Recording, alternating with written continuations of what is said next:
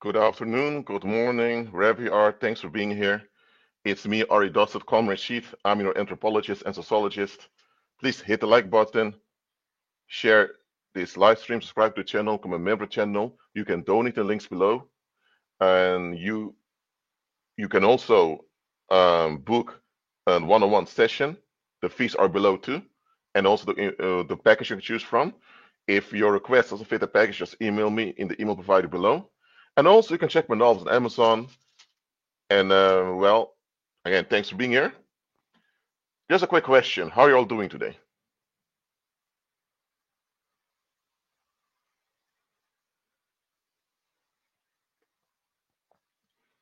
How are you all doing today?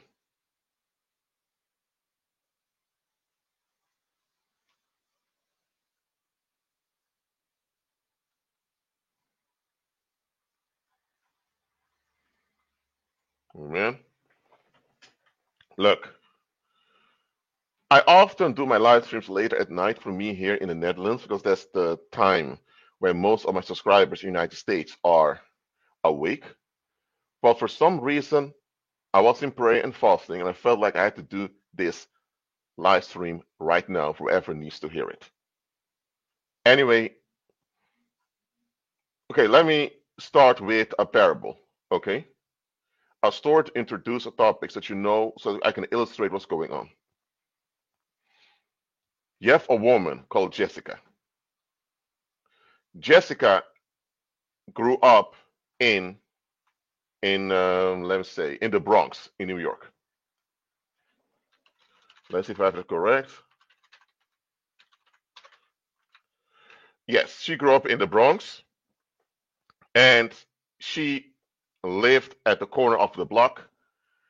That's where she grew up with her parents and siblings. She went to a high school nearby. She knew where the bakery was, the supermarket. She was familiar with the place.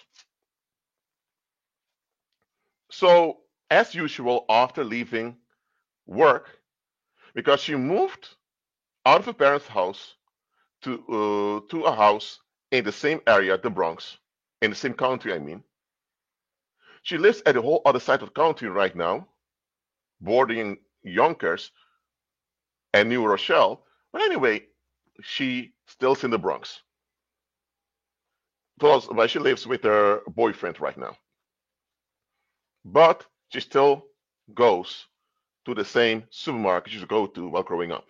Why? Because she only has to drive maybe 10 minutes to go to that supermarket. The same supermarket she went to since a child is still around, and even as a grown woman who's now living together with a boyfriend, expecting their first child together, she still goes to the same supermarket. One day she tells her boyfriend, "Hey, darling, about to go to the supermarket." Okay, that's good. And she leaves in a car to go to the supermarket. She gets out of the car to get some groceries. She went missing. Okay, there was the parable. Can someone tell me what she did wrong to get herself in that bad situation? So let me wrap it up again. You have this woman, Jessica. She grew up in the Bronx, in the corner of a block. She went to school in the same area. Everything was within 2 blocks from her. As a grown woman, she moved out. She moved in with her boyfriend in the all opposite side of the Bronx that bordered Yonkers and New Rochelle. But she could still go with her car to the same supermarket she always went to as a child. Now, as a pregnant woman living with a boyfriend together in a house, she went to the same supermarket one day to get some groceries. And she got out of the car at the supermarket, but she was never found again. Can someone tell me what Jessica did wrong? I'm going to give you 1 minute to think about this. It's right into your face. What did Jessica do wrong? I'll be right back.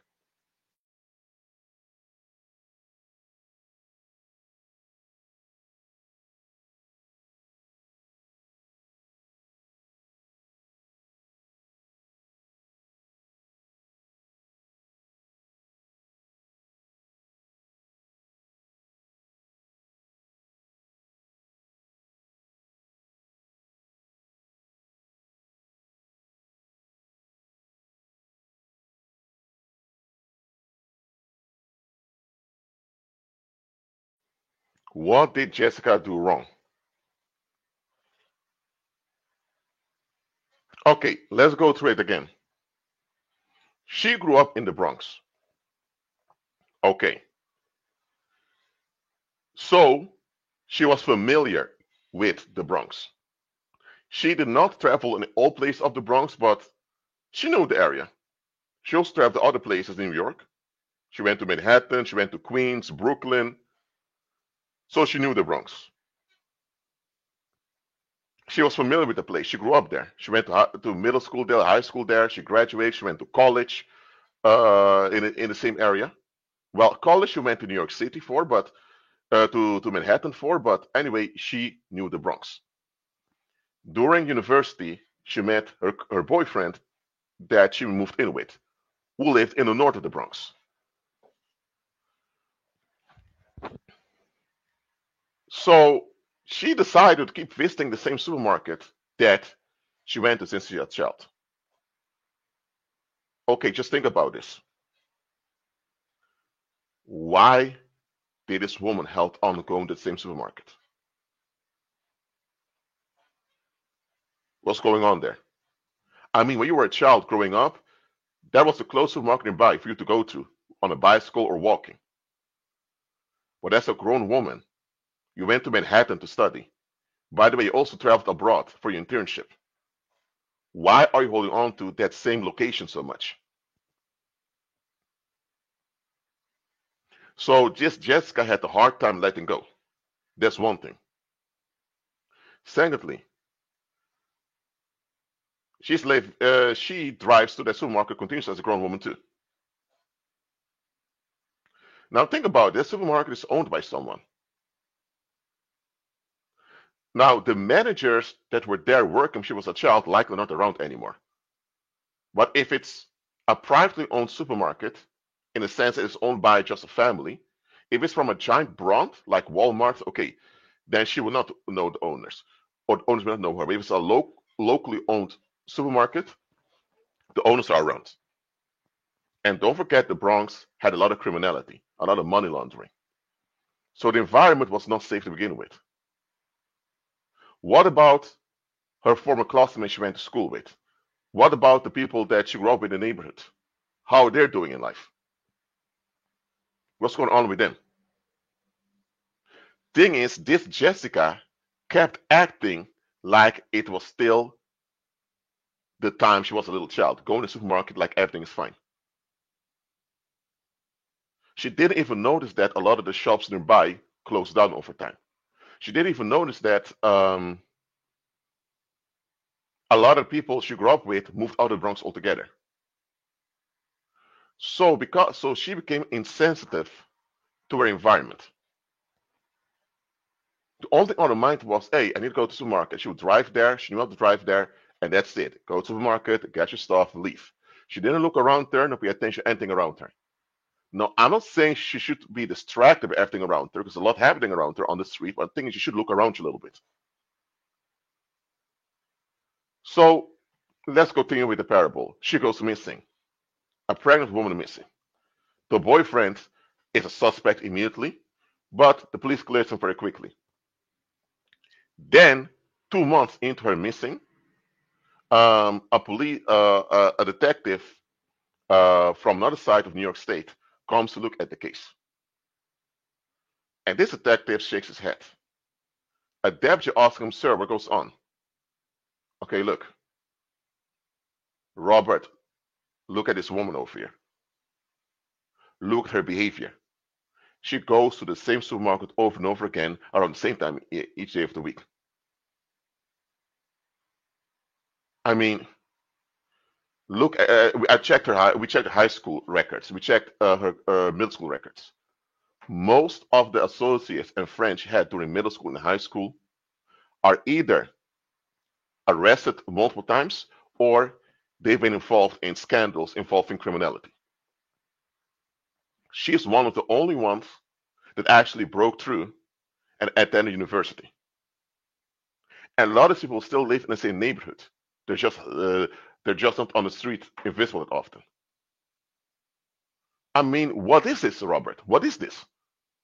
Couldn't this woman think that her success in life may trigger others to look at themselves? And what if others want to look at themselves and get upset? Couldn't she realize that jealousy and envy were a thing in the world? Couldn't she realize that there are many other supermarkets around? It may be a good idea to go to other places too. So the detective is kind of upset that this woman made it so easy for her to be harmed like this. Now, nobody should harm her. Absolutely not. He's not putting the blame on her. He's just admitting she made it way too easy for evildoers to have their way with her. Now, based on this parable I just told you, I want you to reflect on your own life now. Reflect on your own life. Are there things you're doing right now? Are there habits you have? Are there attitudes you have that are out of place now? For example, when you're 5 years old, your mom and your dad may have told you, don't talk to strangers. A 5-year-old, a little child, your mind is not that developed. You can't process things properly. You're just a tiny human being. You can't do much for yourself. Running away, any adult can outrun you. So if you encounter the wrong individual with bad intentions, you're finished. So as a 5-year-old, you were told, don't talk to strangers. Okay. But now you're 25 or 35. I am still quite hesitant when it comes to strangers. I make up all these excuses why not talk to strangers. Your attitude was right when you were a child, up until your mid-teenage years. Up until your early teenage years, it was a proper attitude. In your teenage years, you need to learn to navigate strangers, examine them. And as an adult, you should be capable of discerning who has bad intentions, who has no bad intentions. The thing is, your attitude means you're in arrested development. You did not psychologically develop properly to evaluate strangers you meet. Instead, you develop this fearful, toxic attitude of always projecting the worst on the strangers. So now, you have no choice but to talk to strangers, so you become very stern with the people you get involved with. You have very strict criteria. And if anyone doesn't meet your criteria, they don't exist. You avoid them. So the people you end up with are people you feel like you have under control. So now you're in a routine, thinking you're in control, but you're just in a routine. Everyone picks up your routine.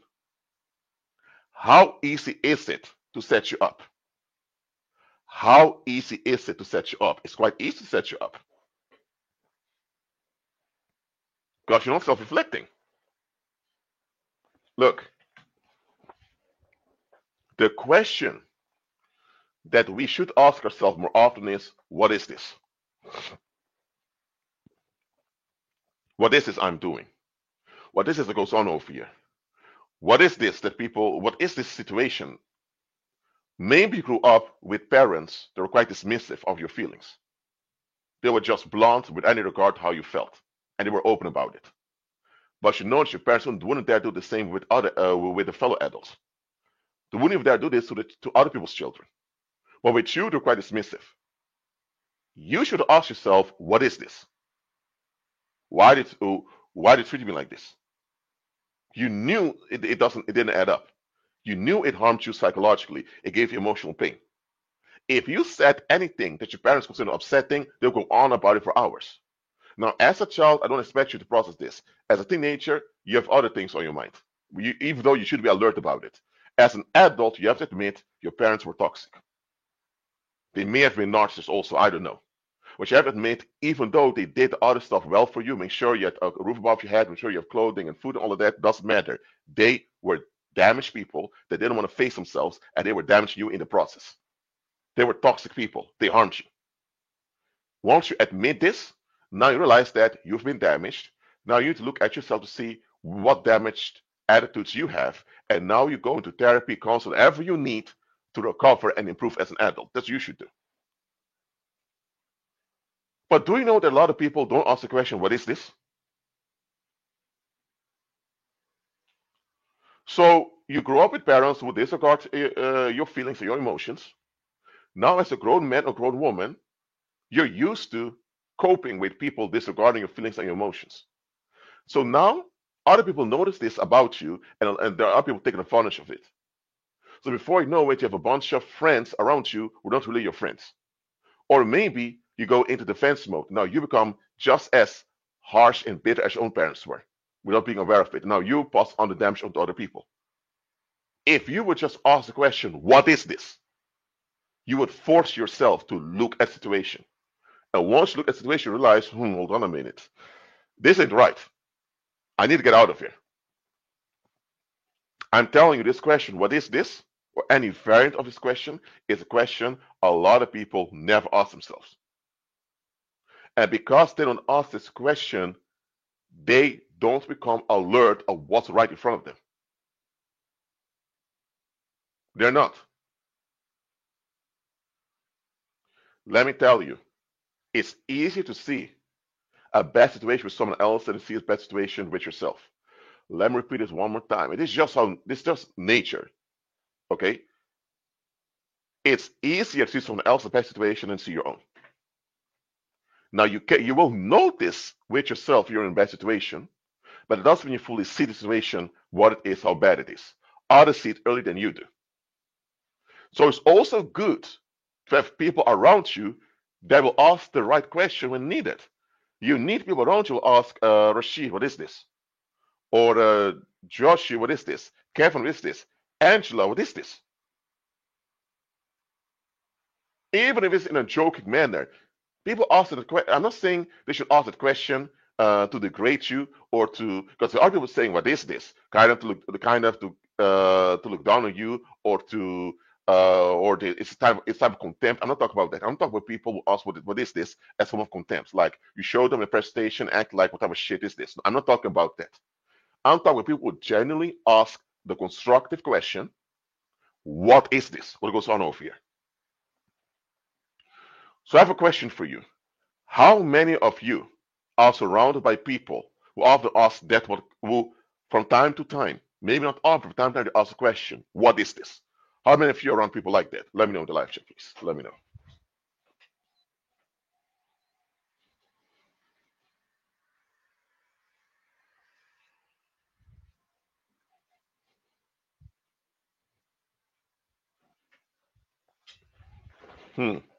All of you should say, I do.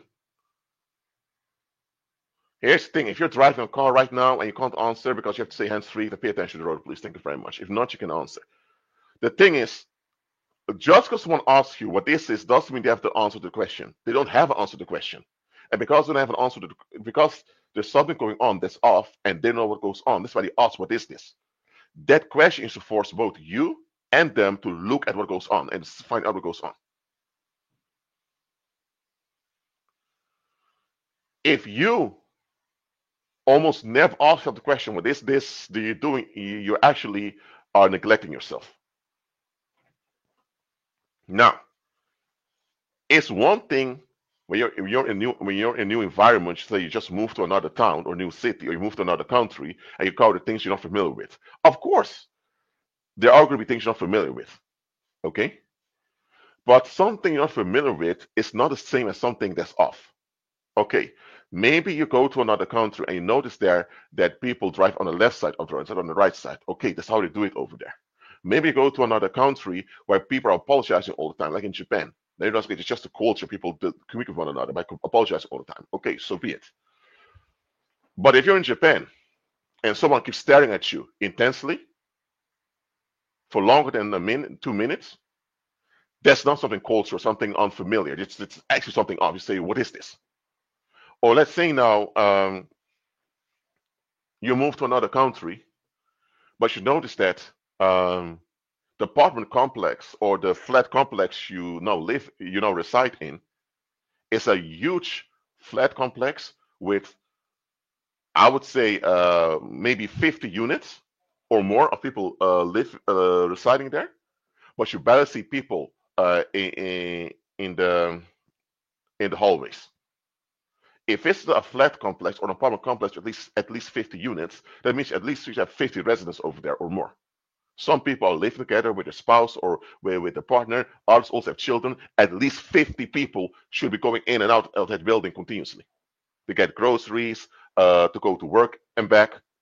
If you live in a flat complex or say an apartment complex, I only see 2 or 3 people going in and out besides you. Yet ask yourself, what is this?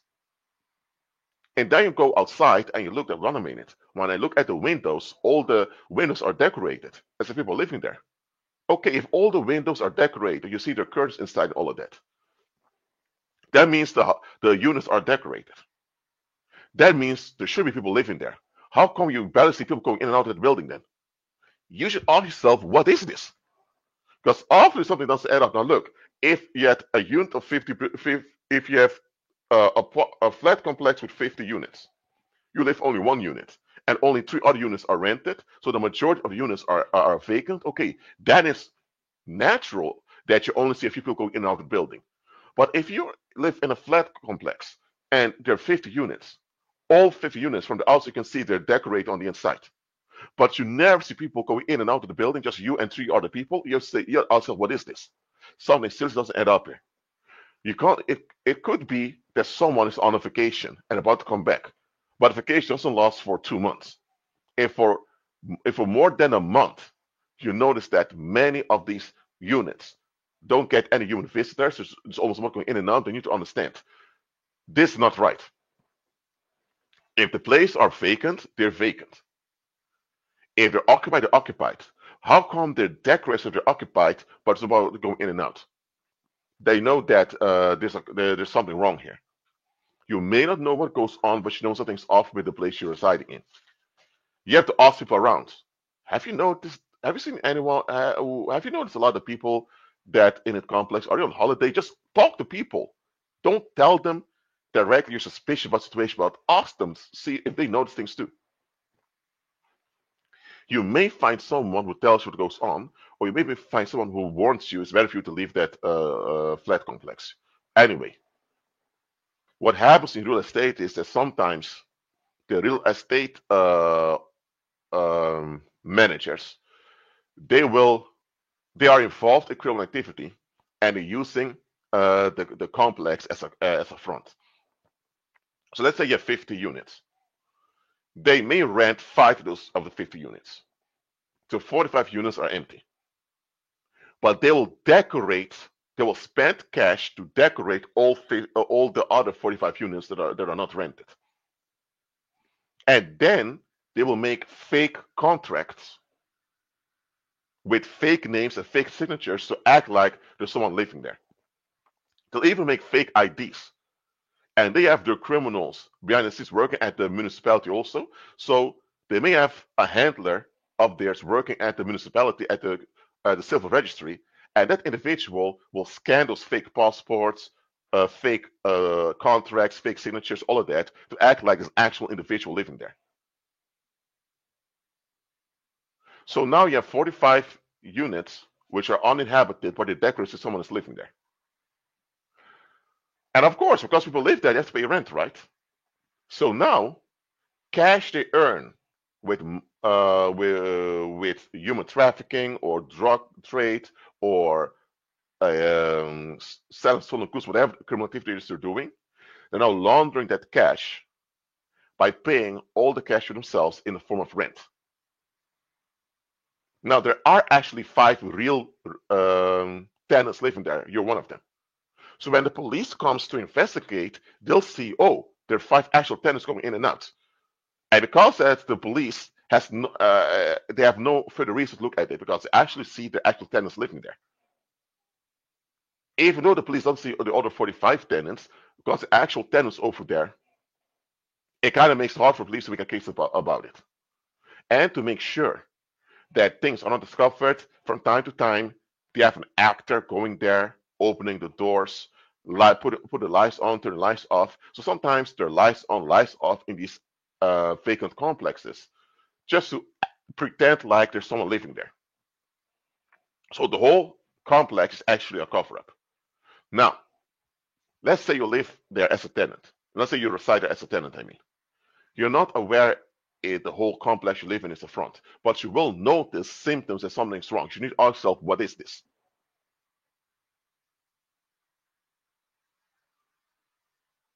So let's say now you live in a flat complex. I use the word flat because that's British English. And when I learned English, I learned British English, and that's what I'm more familiar with. Even though my pronunciation makes it more American uh, because I'm from the Caribbean, nevertheless, I often use British words. Well, to the best of my ability, that's how I want to keep it. But so a flat is what I call in American English an apartment. So let's say now you live in a flat complex and you are the real tenant paying rent over there. But the thing is, you notice that you barely see your neighbors. Only once in a while you see your neighbors, very rarely. Most of the time, the complex is almost empty, it's so quiet. Thing is, you're so familiar to it, you don't notice it anymore. Because you go to your job, come home, rest, go to the supermarket, go to buy some groceries. So you have your routine, and because that you're distracted. And because you're distracted by your routine, you don't even notice that the office something's wrong with the complex you're residing in. So one day, your cousin comes to visit you, and after visiting you, your cousin calls you on the phone and asks you, "Hi, Laura." Let's say your name is Laura. "Hi, Laura. How are you doing?" "Yeah, I'm doing fine. Just came back from groceries." And your cousin asks you, "Laura, why was your neighbor staring at us like that?" "Neighbor staring?" "Yeah, the guy that lives next to you." "Oh, that's Jules. That's Jeffrey, something like that. He's there from time to time. He's a businessman. He's often away." Then your cousin asks you, "Laura, a businessman is living in a flat like that? If he's a businessman often away, that means he's earning good cash. Why is he living there then?" "Well, I don't know. Maybe he just wants to save some cash, or he told me one time he has a fiance." "Okay, Laura, have you ever seen the fiance?" "Well, I'll know. It's his private life. I'm not going into that." And then the cousin tells her, "Laura, that is your problem. I didn't tell you to break into his house and install hidden cameras and break the law. I didn't tell you to do that. I did not tell you to go and stalk him on the streets. I didn't tell you to interrogate him like you're a police officer. Thing is, he's residing there. He's living in a neighborhood, so called, but it's often away. Do you even know this guy? Okay, you may not have his phone number, you may not have him on social media, but you have to know who's around you. Okay, if someone lives 2 or 3 blocks away, that's different. This guy lives in the same block, in the same building as you, and he's seldom there. Yet the place is decorated. Why would you decorate the place if you're not often there? And why, when I was there, he kept staring at us like that? The way he stared at us, like it was kind of anxious. And Laura thinks, so yeah, you'll be right about that. And then she asks again, "Laura, um, I've been with you for like 5 days. I've noticed that lights turn on and off in all these other complexes. But why now? But I noticed that all the lights go on and off at the same time." "Oh man, you like conspiracy theorists right now." Of course, if people are about to go to sleep, they turn the lights off, and the cousin tells you, "No, Laura, exactly around the same time. at 6 p.m. the lights go on. 8 p.m. It goes off. That, and also, and when I looked outside, I sometimes saw the same guy coming in and out of the building. I barely saw any of the other people there that live their side in the building. And Laura thinks, well, come on now. I'm not going into their private lives. I'm not going into that. And the cousin almost gave a sigh. Laura, you're going to get yourself killed like this. Laura, I advise you to move out of that place as soon as possible. Get out of there. If you need a place to stay for like 2 or 3 months maximum, you can stay with me and my husband. But please get out of there. And guess what? Laura did not pay attention, and one day Laura went missing and became a missing persons case. Now, such things also happen with men. I've been on the earth for a little bit more than for like 33 and a half years now, a little bit more than that. I lived in South Korea. Also, I lived in the continent of Asia for less than a year. I spent time in Central America. Um, I haven't lived in that many other places in the world, but things I've been around on the earth a little bit. And I'm an anthropologist specialized in analyzing culture. And let me tell you one thing over here.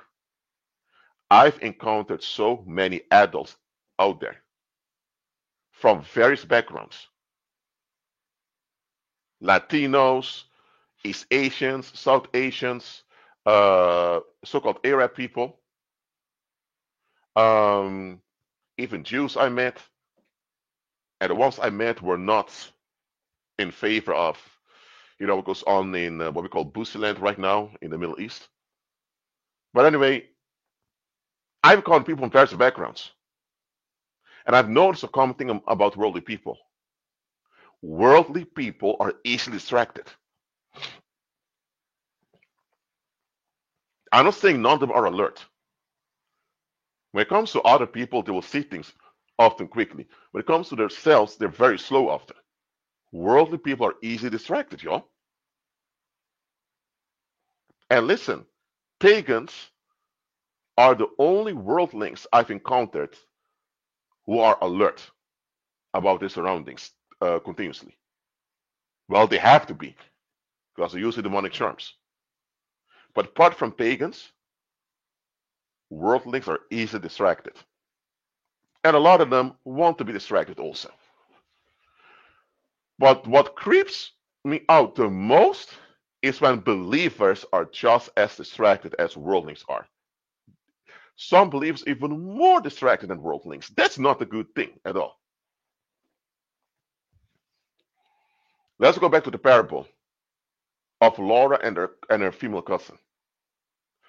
Laura's female cousin visited her for 5 days, and the female cousin immediately noticed, man, this is a bad situation over here.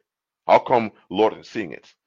She even discussed with her husband to take in Laura for like maximum 3 months to get her out of the place. Laura couldn't see it, and when her cousin called her out on it, she brushed it off because she didn't want to be bothered. She wanted to escape, be left alone, blah blah blah. Her own relief seeking kept her in a bad situation. Relief seeking is what the Bible calls sin, by the way. Her own sinful attitude, just wanted to escape and not face life, that kept her in a bad situation she could have easily gotten out of.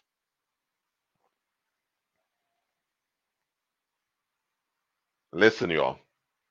As a human being, you cannot prevent every bad thing from happening around you. You're not a savior that can save the world. No, you're not.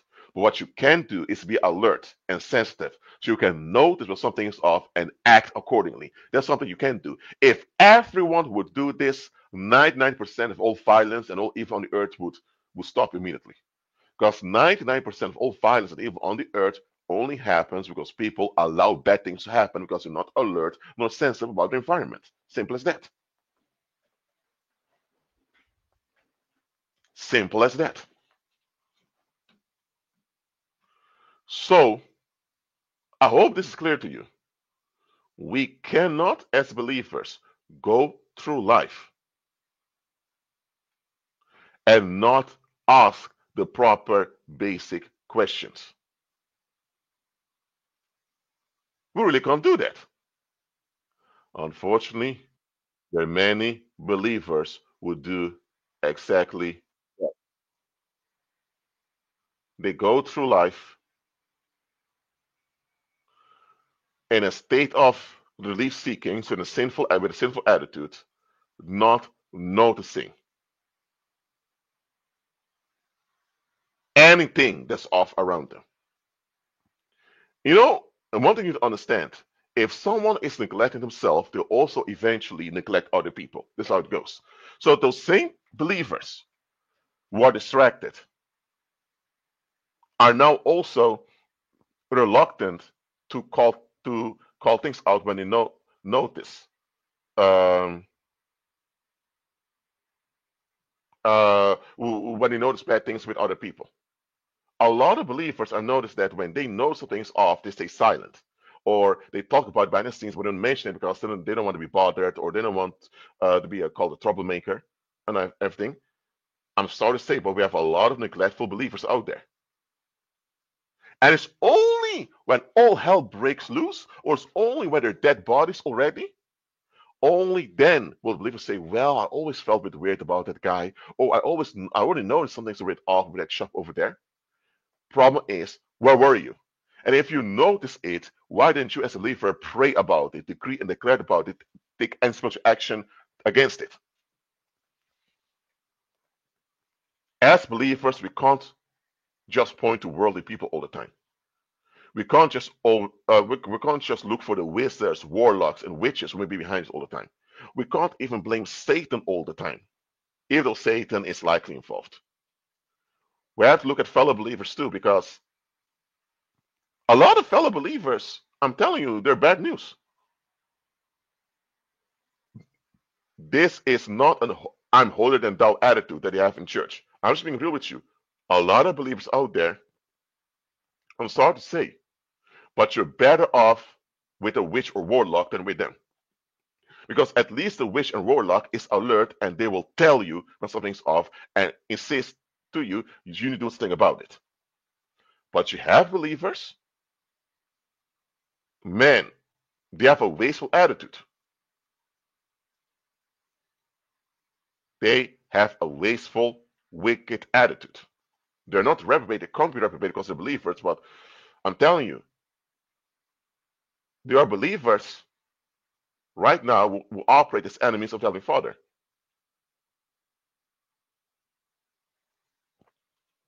Now, they are believers, so they are saved, but during this lifetime, they function as enemies of the Heavenly Father.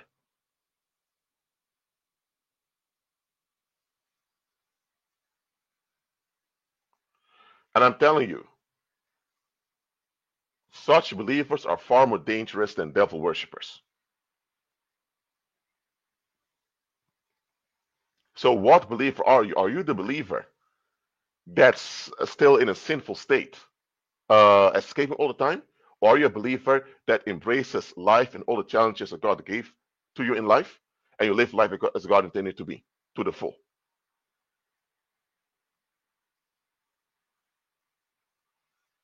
What type of believer are you? I'm mentioning all of this because we need to be alert of this, y'all. We need to be alert of this. We cannot go through life with toxic naivety and expect things to work out well. It is not going to happen. It's not going to go well. All right. Are there any questions about this topic? Please let me know in the live chat.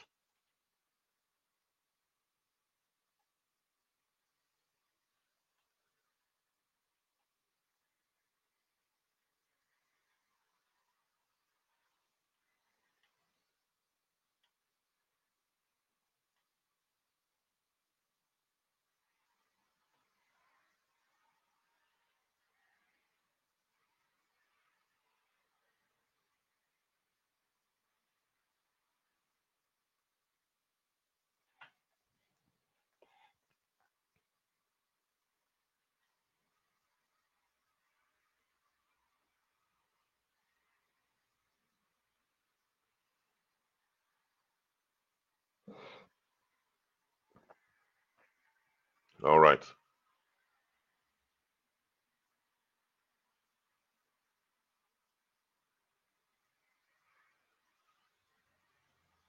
So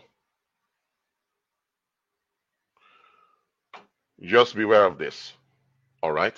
Ask yourself the question, what is this? Don't ask the question just as an excuse to escape. Ask the question legitimately when something doesn't add up realistically or when something is in conflict with the will of the Heavenly Father. Well, that's it for now. Thank you for being here. Keep on agreeing with Christ, and I'll see you in my next live stream. Shalom.